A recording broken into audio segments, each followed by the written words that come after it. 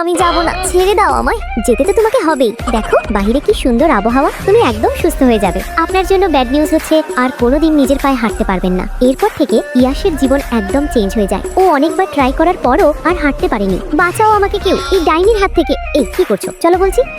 আমাকে ধরতে আসলে তোদের চাকরি থেকে আউট করে দেবো। ওই কি করছো? আমি বাসায় যাব। এবার আমরা ঘুরতে যাব, কি মজা। আরে ওই দেখ, এটা ইয়াশ না? মাম্মা, এটা প্রেম কাহিনী গানের নায়কটা না? আরে ইয়াশ, কেমন আছেন? আমি আপনার অনেক বড় ফ্যান। আমরা তো ভাবতেই পারিনি আপনার সাথে এভাবে দেখা হয়ে যাবে।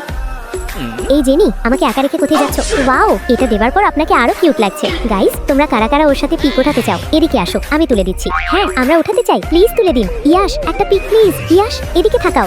ওয়াক, এটা থেকে কাঁচা গন্ধ বেরোচ্ছে কেন? শেফ জি স্যার, খাবার কি ঠিকমতো রান্না করো নাই? এই সব কিছু তো জেনি ম্যাম রান্না করেছে। খুব টেস্টি হয়েছে। ওয়াক, খাবার সিদ্ধ করো নাই। ওয়াক ওয়াক, কি হয়েছে আপনার? দাঁড়ান আগে শেষ করি। এটা খিদে পেয়েছে অনেক। এবার বলুন। ওই আমার পাইকে সুরসুরি দিচ্ছে। ও কি করছে কে জানে? আবার হাতে। আহা কি আরাম। ও আর নিতে পারছি না, কিছু একটা করতে হবে। প্রথম কিসের মাধ্যমে যেহেতু ওর বডি আমার বডিতে ট্রান্সফার হয়েছিল, এখন যদি আবার কিস করি তাহলে কি সব ঠিক হয়ে যাবে? এবার চেষ্টা করি। ওই কে রে, মুখের সামনে মাছির মতো ভ্যান ভ্যান করছিস কেন? শান্তি মতো ঘুমোতে দে। এইরকম মজার আর ফানি ড্রামা দেখতে চাইলে লাইক সাবস্ক্রাইব করতে ভুলো না।